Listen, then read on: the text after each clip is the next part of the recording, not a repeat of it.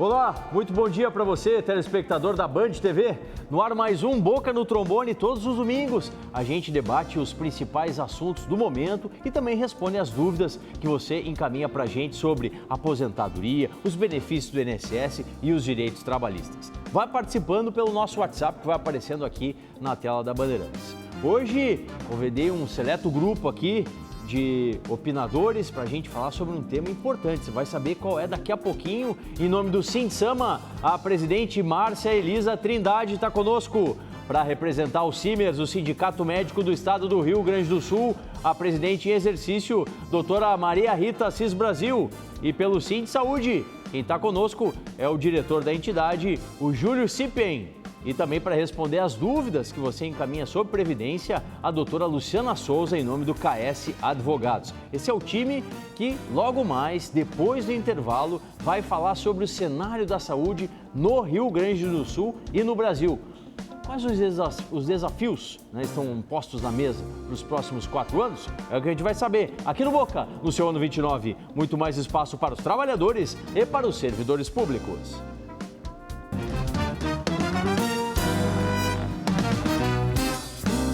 Todos os sábados na Rádio Bandeirantes você tem o espaço dos aposentados, dos pensionistas, dos trabalhadores e dos servidores públicos, com muita consultoria e a participação das entidades que representam as categorias. Boca no Trombone ano 29, muito mais espaço para os trabalhadores e servidores públicos.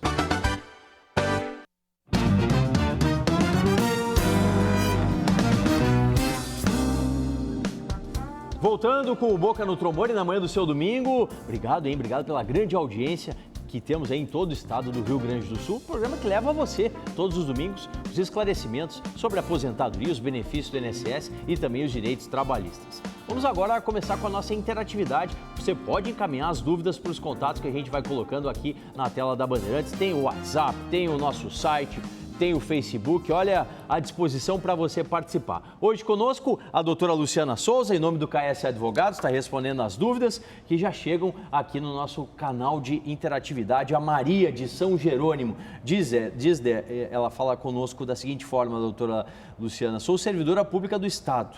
Gostaria de saber quais são os meus direitos. Me aposentei este ano. Eu gostaria de receber a reposição salarial. Segundo ela, chegou a ingressar com um processo pedindo a dedicação exclusiva, mas que ele foi cancelado. Tem como requerer isso na justiça? Provavelmente foi um pedido administrativo, É a dúvida da Maria, nossa telespectadora lá de São Jerônimo. Muito bom dia. Bom dia. Se foi um pedido administrativo, ela precisa levar a cópia integral do processo administrativo para um advogado analisar e ver exatamente qual o fundamento da reposição que ela estava solicitando para ver se tem chance de ganhar judicialmente. Não existe assim uma revisão genérica que todos os aposentados possam entrar agora, então tem que ser analisado caso a caso. Sim. A Milene, ela é lá de Caxias do Sul. Trabalhei 2 anos e a empresa não fez o pagamento da Previdência por nenhum mês. Eu posso pagar por minha conta própria? É responsabilidade dela, doutora? Não é responsabilidade dela, é responsabilidade da empresa efetuar o pagamento e do INSS fiscalizar a empresa. Ela não vai ser prejudicada no momento de se aposentar. Para isso, ela precisa ter a anotação na carteira de trabalho para poder comprovar perante o INSS que ela trabalhou nessa empresa. Sim. E eu também recomendo que ela guarde os contra-cheques ou, se ela não tiver mais, que ela peça na empresa a relação de salários de contribuição, porque isso pode ser solicitado pelo INSS no momento de requerer a aposentadoria. E o Ismael, diz ele fala que é cobrador de ônibus e pegou tuberculose no trabalho e está com dificuldade de realizar certas tarefas. A pergunta dele: posso me aposentar com invalidez, com o salário que ele recebe atualmente na empresa? Ele precisa, na verdade, para conseguir a aposentadoria por invalidez, comprovar que não tem condições de retornar ao trabalho de forma definitiva.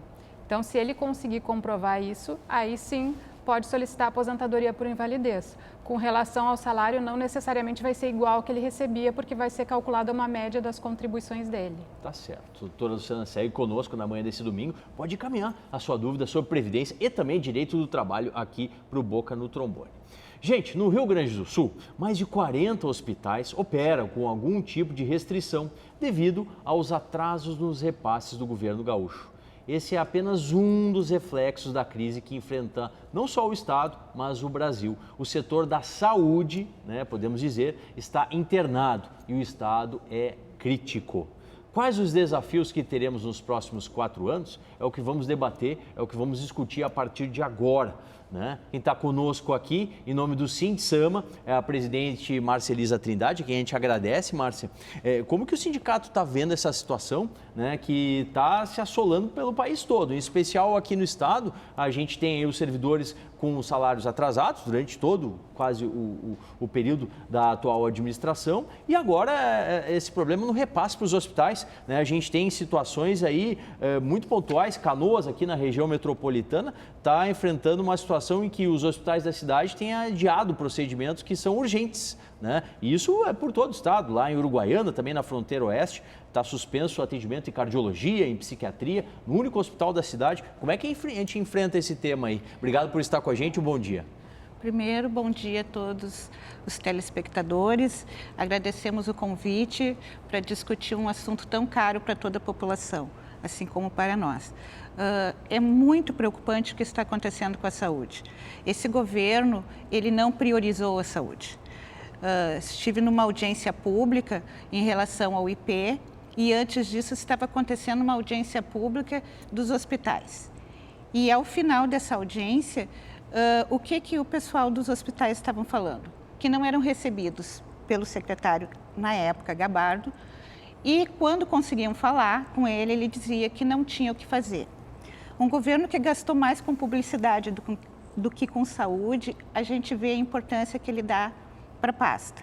Então, para nós é preocupante essa situação, é preocupante a situação do servidor que está trabalhando diariamente nos seus locais de trabalho e que não recebem durante o mês.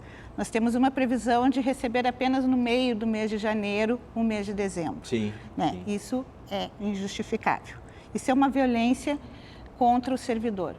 Então, nós vemos com muita preocupação... E que causa um reflexo para o atendimento, Que causa um reflexo para o atendimento.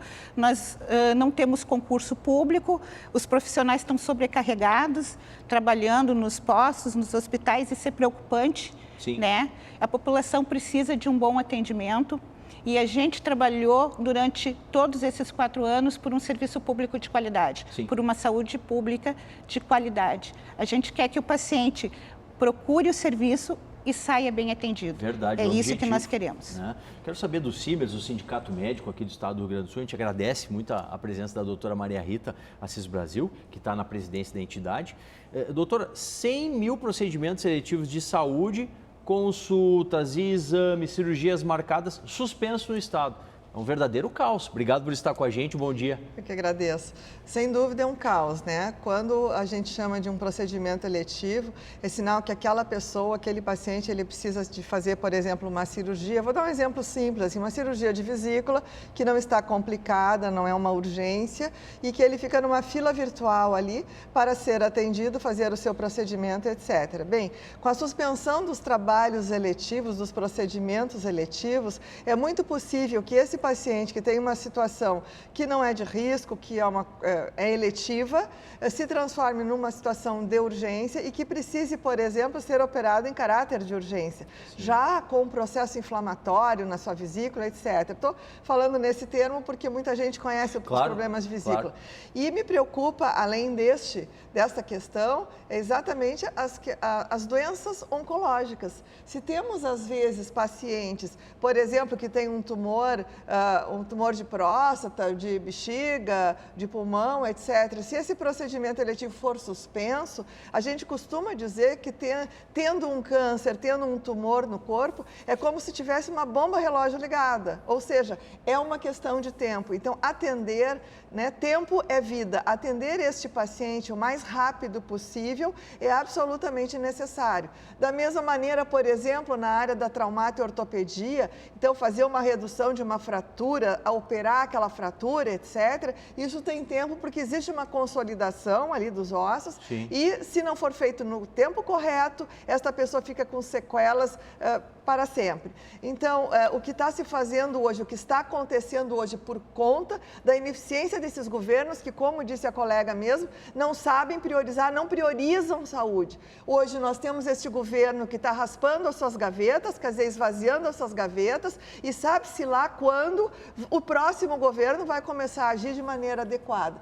E temos, então, aqueles que são os grandes problematizados com isso, que são os pacientes e os servidores, os trabalhadores da saúde do nosso estado. Sem dúvida. A doutora Maria Rita cita, Júlio, a questão dessa problematização que ocorre de uma forma geral. E aí eu até incremento o nosso bate-papo aqui com a questão do orçamento da saúde. Né? Veja só, para 2019, a gente tem uma previsão, gente, de 128 bilhões para a área da saúde, o orçamento, Brasil todo. Né? Isso representa um pouco mais de 4%.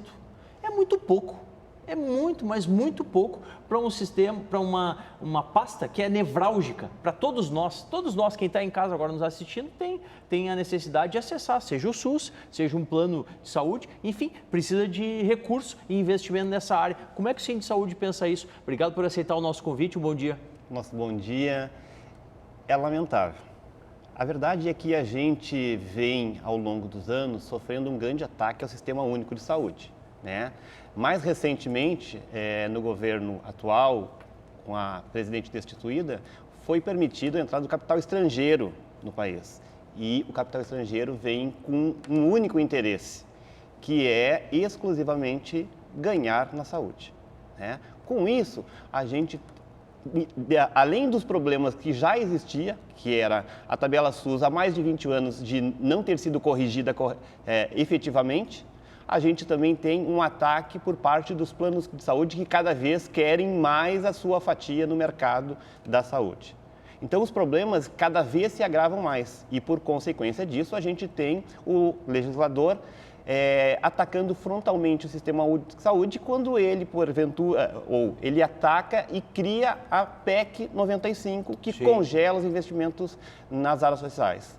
Então, eu acho que a gente vem num desmonte do sistema de saúde e fortalecendo a iniciativa privada, né? Num lugar onde a gente deveria trabalhar pela vida e fica fazendo a saúde como uma efetiva mercadoria. Doutora Maria Rita, e o que o Simers pensa sobre a PEC 95 que foi citada pelo Júlio? Porque como ele falou, é uma redução, né? Um congelamento. Durante os próximos 20 anos, a gente vai ter esse orçamento, é o orçamento X, não vai ter a mais. Isso é um prejuízo, porque a população vai aumentando. Essa semana mesmo saiu os dados aí da expectativa de vida. Graças a Deus, vamos bater na madeira, aumentando a expectativa de vida, 76 anos no caso das meninas, né? Então, isso é um dificultador. Não tenha dúvida. Essa dita PEC do teto, né, ela entra exatamente indo contra a população. Na realidade, hoje nós temos uma população que envelhece mais e envelhecendo ela tem mais comorbidades, ou seja, uma pessoa mais velha, muitas vezes ela tem pressão alta, ela tem diabetes, ela tem um problema de artrite, artrose, enfim, precisa tomar múltiplos medicamentos e assim por diante. Muitas vezes também para fazer essa investigação, a medicina, a ciência médica melhorou bastante, mas maior possibilidade de investigação e tratamento significa maior gasto. Não é como em muitas outras áreas, onde evolui a tecnologia e diminui a necessidade do investimento. Não, na saúde não. E na realidade, esta dita PEC do teto, como a gente chama, ou seja, não vai haver uma majoração nos próximos 20 anos que não a própria majoração do PIB, enfim, isto faz com que a população fique menos assistida. Se a gente fala historicamente, né, de que o SUS é como se fosse um cobertor curto, que puxa de um lado, falta do outro, quando vem o ente público dizer que vai fazer um congelamento disso, é catastrófico. Nós, então, vemos em campanhas eleitorais programas que falam de saúde, educação e segurança. E na hora de se materializar o próprio governo, e nós saímos numa eleição agora, isso não acontece. Continuam sendo favorecidos aqueles que sempre o foram, como os bancos, capital econômico, enfim, tudo isso. E a população que é usuária, por exemplo, do Sistema Único de Saúde, fica cada vez mais desassistida. Márcia, o que você pensa então também sobre essa questão dessa divisão aí que é feita de uma maneira errônea? Porque a gente tinha sim que priorizar. A doutora Maria Rita citou agora. Se fala muito na campanha, na hora de colocar em prática isso não acontece. A saúde, juntamente com a segurança e com a educação, necessitaria estar lá no topo das atribuições que os novos governos deveriam levar à frente. Com certeza. Eu sempre falei abertamente que a saúde tem que ser deixada de ser o assunto meramente eleitoral, porque a cada eleição vai um candidato na tua cidade e vou priorizar a saúde, porque o governador, ele não faz as coisas sozinhos. Quando a gente tem a votação do orçamento, né, que é 3%, que não sobe, que tem esse teto, que a gente está sabendo que como não vai aumentar o teto, não vai ter mais investimento em saúde. Então, nós vamos continuar morrendo os pacientes em macas, sem conseguir o tratamento adequado, esperando que possa fazer um tratamento e não chega a tempo, né? Então, assim, nós temos que cuidar muito essa arma que a gente tem, que é o voto. Sim. Porque esses deputados que estão indo na tua cidade, dizendo que estão priorizando este serviço, quando são eleitos, eles têm negociatas com o governo que beneficiem a ele ou ao partido e que não beneficia a população, a qual ele é o mandatário. Então, nós temos que ter essa clareza de também estar cuidando esses nossos deputados que estão nos usando para poder se elegerem. Então, a saúde, que é muito importante, ela tem que ter a sua prioridade. Sem dúvida. Deveria ser assim em todos os governos, independente de qual ideologia. Daqui a pouquinho, vou querer saber da Márcia, da Maria Rita e do Júlio, será que está sendo bem dividida essa questão do SUS? O Sistema Único de Saúde deve ter a participação federal, estadual e municipal. É uma boa saída continuar assim ou teremos que rever isso? Queria saber a opinião deles daqui a pouquinho e também sobre o tema do momento, mais médicos. Vamos querer saber a opinião das três entidades. Interatividade, as dúvidas que você vai encaminhando para a gente na nossa consultoria sobre Previdência. O Rui, doutora Luciana Souza, do KS Advogados, ele é lá de Bagé. Ele fala da sobrinha dele, que tem vários problemas de saúde, tem sobrepeso, tem hipertensão, tendinite e queria saber se ela teria direito a algum tipo de benefício. Nunca contribuiu para a Previdência, tem 46 anos e esses problemas de saúde vão se agravando. É a dúvida da Ruth, melhor dizendo, a Ruth lá de Bagé. Se ela não contribuiu, ela não tem direito a requerer uma aposentadoria. O que pode ser verificado no caso dela é se teria direito ao benefício de prestação continuada.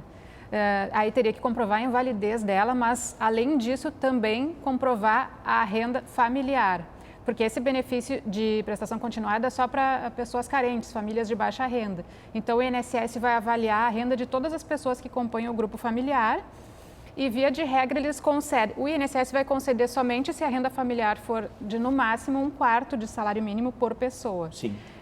Na justiça é possível relativizar um pouco esse limite, mas para o INSS esse é o parâmetro. Na justiça aí teria que comprovar a real necessidade do benefício. Perfeito. O Jadir, de Novo Hamburgo, diz ele, adicional noturno conta tempo diferenciado para aposentadoria especial? Não conta. O adicional noturno não conta para fins de aposentadoria especial. O que conta é a efetiva exposição do trabalhador a agentes nocivos à sua saúde ou integridade física. O Benjamin diz que tem 17 anos de carteira assinada, 8 anos como empresário e 12 como rural. Teria um total aí de 37 anos. E o INSS indeferiu o pedido de aposentadoria. A pergunta dele é se ele pode recorrer. Pode recorrer. Pode recorrer, sim, tanto administrativamente, se estiver dentro do prazo de 30 dias, ou recorrer à própria justiça, entrando com uma ação judicial. O primeiro passo é verificar por que foi negada a aposentadoria. Teria que ver se ele efetuou o recolhimento das contribuições no período em que foi empresário, se o INSS reconheceu todo o tempo rural que ele solicitou. Então, tudo isso tem que ser verificado dentro do processo administrativo. Tá certo. Doutora Luciana Souza, do KS Advogados, que juntamente com o doutor Tiago Kidrick, e todo o pessoal da ABA, a Associação Brasileira dos Advogados, em parceria com a OAB, está organizando o primeiro seminário de direito previdenciário em nível nacional vai acontecer na próxima sexta-feira aqui em Porto Alegre. Você está vendo aí os detalhes da programação, inclusive lá na OAB Cubo, né, próximo do Foro Central. Você ainda pode se inscrever, tem a participação presencial e também tem por EAD, né, doutora Luciana? Um importante evento aí, né? Exatamente, um grande evento, o Seminário Nacional de Direito Previdenciário, teremos grandes nomes. Virá o Dr. Esdras, que é o presidente nacional da Associação Brasileira de Advogados. Teremos o Dr. Ricardo Breyer, que é o presidente aqui da nossa OAB do Rio Grande do Sul. Teremos a presença de desembargadores federais, juízes federais e a presença de grandes nomes da advocacia. Então, estão todos convidados para se inscrever. Como diz no popular, né? Imperdível. Imperdível. Advogados, operadores do direito, estudantes, recomendo aí, na próxima sexta-feira, dia 7 de dezembro, primeiro Seminário Nacional de Direito Previdenciário promovido pela ABA. É um evento que também tem a parceria da FETAPERGS, a Federação dos Trabalhadores Aposentados do Estado do Rio Grande do Sul. Vamos voltar para o debate aqui. Hoje o tema é saúde. Quero saber do Júlio. Júlio, essa divisão que é posta aí para Federação Federal, né? Recursos federais, estaduais e municipais, é um meio justo de estabelecer o critério para o SUS? Então, dizer que é justo é injusto, né? Na verdade, a gente entende que quem mais arrecada é o governo federal e é o que, proporcionalmente, o que menos contribui, né? Se a gente for analisar, por exemplo, a nível nacional, sistemas como o Sistema Único de Saúde nosso, comparado com, por exemplo, França e Inglaterra, o público investe muito mais em saúde do que propriamente o Brasil. Enquanto o Brasil está lá no 48º lugar, por exemplo, a França está em 5º lugar, né? Ou seja, eles investem 15%, ou melhor, eles investem 48% o Brasil investe 46% do valor da parte que vai em saúde, né? Enquanto países que têm saúde universal, por exemplo, investe 80%. Né? O nosso investimento aqui é muito mais privado do que público. Sim, é muita diferença, né, doutora Maria Rita? Essa fórmula que hoje está aí deveria ser modificada para a gente ter efetivamente mais saúde para todos? Sem dúvida. Como a gente falou no trecho anterior, assim, o investimento de saúde ele não aumenta. A população brasileira hoje não podemos descolar da realidade. Hoje os empregos muitas vezes mais precarizados, pessoas mais desempregadas, elas perdem os planos de saúde, que às vezes se diz, é uma pessoa rica, tem plano de saúde. Não, a imensa maioria dos planos de saúde são empresariais. Então, pessoas que têm acesso a um plano de saúde através do seu trabalho. Sim. Hoje, com o aumento do desemprego, né, a diminuição do emprego formal, e a reforma trabalhista é um indicativo importante nesse sentido, né, leva muito nesse sentido. Então, nós temos hoje uma população que deixa de ter o plano de saúde e passa a necessitar mais do Sistema Único de Saúde. Claro. Não se trata de comparar se uma coisa é melhor que a outra. O SUS, por exemplo, na alta complexidade, é utilizado por todos os que necessitam. Sim. A média complexidade é que é de difícil acesso e é onde as pessoas gostam muito de ter o plano de saúde porque podem chegar no médico, no procedimento, enfim, nos serviços de saúde de maneira mais rápida, mais eficiente. Mas, né, o Estado, o ente brasileiro, precisava se responsabilizar por isso. Sim. E o grande arrecadador, que é a União, que fez a municipalização da saúde, leva este ônus ao município e ela, a grande arrecadadora, não repassa. Se desincumbe, né? Eu tinha provocado um outro tema, que é o tema dos mais médicos, a gente não pode terminar o programa antes de tratar dele. Marcelisa, qual é a opinião do Sindicama? Esse programa está sendo, digamos, reorganizado agora pela nova administração federal. Está sendo reorganizado. Eu acho que assim como de repente ele aconteceu, da forma, de repente, ele está terminando uma desorganização, desestruturando muito do sistema de saúde que estava dependendo desses mais médicos em lugares ermos que a gente não tinha profissionais.